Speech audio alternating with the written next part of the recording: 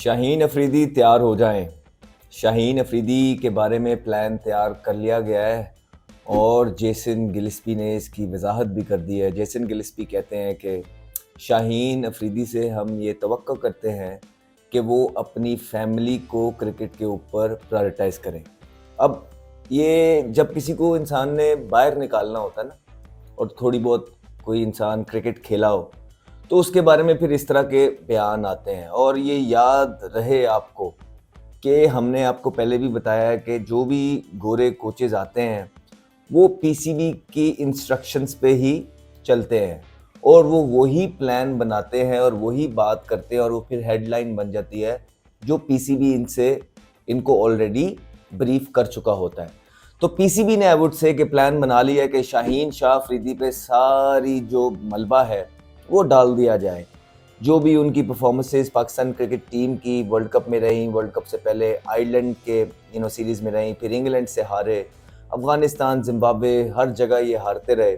उसके बाद world cup के अंदर यूएसए से भी हार गए, एक दिन में 2 दफ़ा हार गए और उसके बाद वापस आए क्वालिफाई किए बगैर। उम्मीद ये की जा रही थी कि आपका जो वाइट बॉल का कैप्टन है बाबर आजम, वो इस्तीफ़ा देंगे अपने और माफ़ी मांगेंगे कौम से। ऐसा नहीं हुआ, बल्कि वो स्टबन हो गए, अड़े रहे और पीसीबी ने इस बारे में कुछ नहीं किया।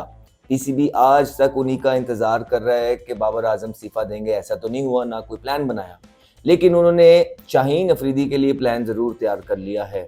शाहीन अफरीदी को अंदिया दे दिया गया कि वो पहले टेस्ट मैच में इंग्लैंड के अगेंस्ट नहीं खेलेंगे। आपको शाहीन शाह अफरीदी खेलते हुए नज़र नहीं आएंगे और अगर उनकी जगह पे कोई लड़के परफॉर्मेंस कर गए, और जो कि हमें ये भी कहा जाता है कि लड़कों को खुली अपॉर्चुनिटी दी जाएगी, तो आप ये भी जान लें कि शाहीन शाह अफरीदी आहिस्ता आहिस्ता करके टीम से साइड लाइन होने की उनकी तैयारी हो गई है।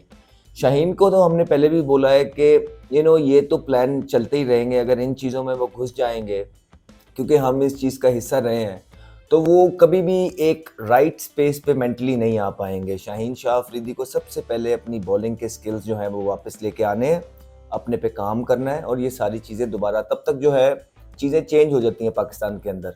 लेकिन अगर इसी में फंसे रहे कि वो मेरे बारे में क्या कह रहा है, ये मेरे साथ ज़्यादती हो रही है, तो उनका जो दिमाग वो डाइवर्ट रहेगा और वो जो सही जड़ है उस पर फोकस नहीं कर पाएंगे। तो उनको मशवरा ये है कि जो भी हो रहा है अभी होने दीजिए और आप अपनी सिर्फ क्रिकेट पे फोकस कीजिए और चीज़ों से दूर रहिए। वहाँ अगली तरफ अगर हम देखें तो क्या ये ठीक इकदाम है कि सारे जो शिकस्त है उसका मलबा सिर्फ अकेले शाहीन शाह अफरीदी पे डाल देना? जी बिल्कुल, शाहीन शाह अफरीदी की गलतियाँ होंगी।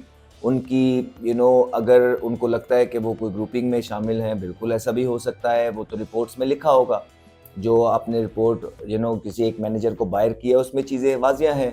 गैरी कर्स्टन ने भी अभी ये बोला है, आपने खुद भी ये बात बाहर कर दी है। कल की कनेक्शन जो कैंप था आपका, आपने उसमें खुद भी बोला है कि टीम में यूनिटी नहीं है। तो अगर आपने सारे जिम्मेदार एक ही बंदे को निकालना है, लगाना है, तो बस ठीक है। उसके बाद परफॉर्मेंसेस भी उनकी ऑब्वियसली नीचे है, ऐसी बात नहीं है। उनकी वो जो शाहीन का जो स्विंग है, वो जो पहले ओवर के अंदर स्विंग वो दिखाते थे और उस पर विकेट चटकते थे, वो हमें गायब नज़र आ रहा है। तो शाहीन को उस पर काम करना है। लेकिन दूसरी तरफ अगर आप ये देखेंगे कि ऐसा नहीं किया जाता है। ताली हमेशा दोनों हाथों से बजती है। किसी एक शख्स पे सारा मलबा डाल के ये कह देना कि हम राइट ट्रैक पे हो गए हैं, ये बात गलत है। इस तरह बिल्कुल चीज़ें आगे नहीं बढ़ती हैं। या तो आप सबको पनिश करते हैं या तो आप सबको लेट गो करते हैं। हमेशा की तरह पाकिस्तान क्रिकेट बोर्ड ने भी इस दफ़ा सिर्फ शाहीन शाह अफरीदी को स्केप गोट बनाने का इरादा कर लिया है। ब्रीफिंग हो गई है और अभी आपको आने वाले वक्तों में जो है शाहीन शाह अफरीदी जो हैं ऑन एंड ऑफ आपको बाहर होते हुए नज़र आएंगे। और वजह ये बताई गई है कि उन्होंने सबसे ज़्यादा बॉलिंग कर दी है, उन्होंने बहुत ज़्यादा ओवर्स कर दिए हैं, वर्कलोड पड़ गया है, इंजरी है, फैमिली है। ये सारी वजूहात आपको जब भी किसी को बाहर निकालना होता है, आपको ये वजूहात नज़र आती हैं। दूसरी तरफ red ball coach Jason Gillespie ने जो है सरफराज अहमद के बारे में भी जो है कुछ इंकशाफ किए हैं। सरफराज अहमद के बारे में जेसन गिलिस्पी कहते हैं कि Sarfaraz is not getting any younger any more, we need to keep on finding youngsters. और उन्होंने ये भी बोला है कि पाकिस्तान की टीम में ज़्यादा चेंजिंग्स नहीं हो सकती हैं। अभी तो सिर्फ एक ही सीरीज हारे हैं और एक सीरीज के अंदर पोटेंशियल नहीं चला जाता प्लेयर्स का। तो पहले तो जेसन गिलिस्पी की वो बात मैं बता दूं आपको कि Jason Gillespie, we lost one series since you arrived, but before you as well we were losing badly. You got to understand that. Like this, every other coach will come, under him when we lost first two series, and he'll start saying, it was just the first couple of series. We cannot put people out. We cannot sit people out because of that. But you need to understand that you're not the only coach that Pakistan have hired. Before you, there were people that they were losing as well with the same bunch. So I don't know why you're saying all this stuff when the changings are on the card. When you know that there is no unity in the team, what you need to do is just to sit out those players, those who are not doing good for the country. You remember Andrew Simons? Once he missed the meeting, and what Ricky Ponting have done with him, he sat him out. That's what discipline called. You need to set an examples. So we expect this from you, Jason, that rather than saying that it was just a first series and try to cover up, if you really want to do something for this country, you need to make sure you take hard decisions, difficult decisions. And those who are involved in all these groupings, and they were in the World Cup as well, as the Connection Camp said, and everybody is highlighting that in every other, if you take the neighboring country as well, they are putting headlines and there's no unity. That's what the thing coming out from the Connection Camp. So why are you tolerating all this stuff? People have getting paid for all these things, and you cannot just do that. You can't just let people play and blackmail Pakistan Cricket Board all the time, because they are one strong bunch group of players with an agent who have been blackmailing Pakistan Cricket Board from a while. And now you're saying all these things. You remember, Jason, there were people before that as well. They tried to convince people through all these headlines, whatever you're giving, but it won't help you at all. In the end of the day, you'll say, because you're the one who not taking strict decisions. And then after 3 months, don't say and don't complain that it wasn't me, the system is not good. Because now was the time when you had to take right decisions, strong decisions, and put people out, and you haven't done that. और उसके अलावा वो कहते हैं सरफराज अहमद के बारे में कि उनको छानबीन करनी है जो है ना नए विकेट कीपर की। तो बिल्कुल ठीक है, सरफराज अहमद की सर्विसेज हैं पाकिस्तान क्रिकेट बोर्ड के लिए। अंडर 19 से वो खेलते आ रहे हैं, काफ़ी सर्व किया है। उसके बाद जो उनका हाईलाइट रहा वो करियर का, एज अ कैप्टन जो उनके पास टीम थी, उस टीम ने उनको चैम्पियंस ट्रॉफी जितवा के दी। ऑब्वियसली कैप्टन का नाम थोड़ा सा ज़्यादा हो जाता है, जिसकी वजह से वो काफ़ी क्रिकेट खेले हैं। ऐसा नहीं है कि सरफराज अहमद क्रिकेट नहीं खेले, उनको अच्छी खासी क्रिकेट मिली है। पीछे उनके साथ एक केओस मचा जब वो कैप्टनसी के पीछे भागने लग गए थे। वो उन पे क्रिटिसिज्म ये होता था कि वो खुद बारी लेने नहीं आते हैं।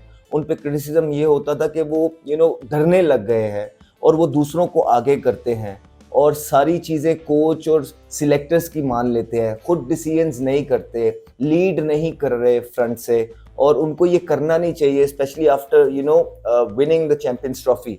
तो वो सारी चीज़ें सामने आई, परफॉर्मेंस नीचे हुई, जैसे ही नीचे हुई उनको निकाल दिया गया और उस टाइम पे 4-5 महीने उन पे टफ रहे। लेकिन उसके बाद वही बाबर आजम जिनको वो सपोर्ट करते रहे हैं थ्रू आउट, उन्होंने उनका हाथ पकड़ा, बाबर आजम उनको टीम के अंदर लेके आए। और ऑब्वियसली बाबर आजम को भी पता था कि सरफराज अहमद खुद भी क्या चाह रहे हैं। सरफराज अहमद भी इतना रेगुलरली मेरे ख्याल से खेलना चाह नहीं रहे थे।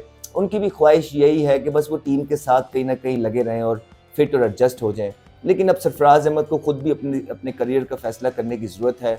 मेरा ख्याल है अब उनका टाइम है। अगर उनकी फ़िटनेस को देखा जाए, उनकी एज को देखा जाए, is not getting younger any more. Jason Gillespie इस बारे में बिल्कुल ठीक कह रहे हैं, लेकिन मसला ये है कि आपने उनकी रिप्लेसमेंट कौन सी तैयार की है। आपके पूरे पाकिस्तान में कोई इस तरह की फड़क ही किसी कीपर में नज़र नहीं आ रही है कि आप कहें कि हाँ इसको उठा के इसको। कौन है आपके पास कोई ऐसा कीपर कोई नज़र आया हो जो बैटिंग भी अच्छी करता है, कीपर भी अच्छा है? तो फिर ऐसे प्लेयर्स को खुद ही मौका मिलता है और वो कहते हैं कि जितना लंबा लिंगर ऑन हो सकता है हो जाए।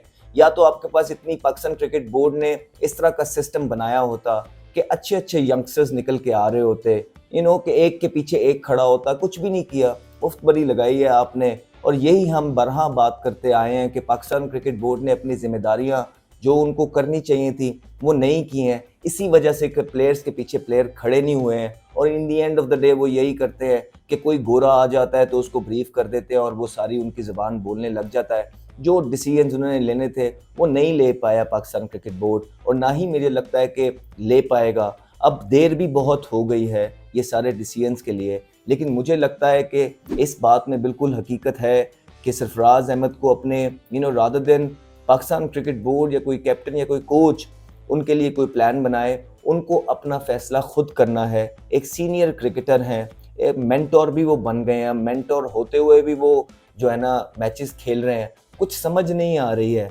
तो इस तरह की जब चीज़ें होंगी तो वो खुद ही मौका दे रहे हैं लोगों को उन पे बात करने का। तो मेरे ख्याल से अगर मेरे से आप पूछेंगे तो उनको राइट मशवरा यही होगा कि वो अब इज़्ज़त के साथ अपनी क्रिकेट का फैसला करें, और जिस रोल में ऑलरेडी पाकिस्तान क्रिकेट बोर्ड ने उनको डाल दिया है, अच्छे खासे पैसे हैं, सारी चीज़ें हैं, रिस्पेक्ट है, आप बच्चों पे काम करें। अब अपना आप चुप करके आप अल्लाह अल्लाह खैर सलाह पाकिस्तान के फ्यूचर पे काम करें। तो ये मेरा मशवरा है आपको। बाकी वो इंटाइटल्ड हैं, उनकी मर्ज़ी है, जो करना चाहते हैं वो करें, लेकिन फिर ऐसा ही ना हो कि जिस तरह पहले उनको निकाला गया था और इतना सारा केओस बना था जिसमें इज़्ज़त भी चली जाती है, कुछ उस तरह का ही दोबारा हो जाए उनके साथ। तो बेहतरी इसी में होती है कि यंगस्टर्स को चांस दे दिया जाए और अपने आप को खुद एनालाइज़ किया जाए और सारी चीज़ें देखी जाएँ कि क्या मैं वाक़ई डिज़र्व करता हूँ कि नहीं करता, और फिर जैसा उनको बेहतर लगता है वो करें, एंटाइटल्ड हैं। Thank you. And he's got pumped for a big one. Talented young man, Ahmed Shahzad.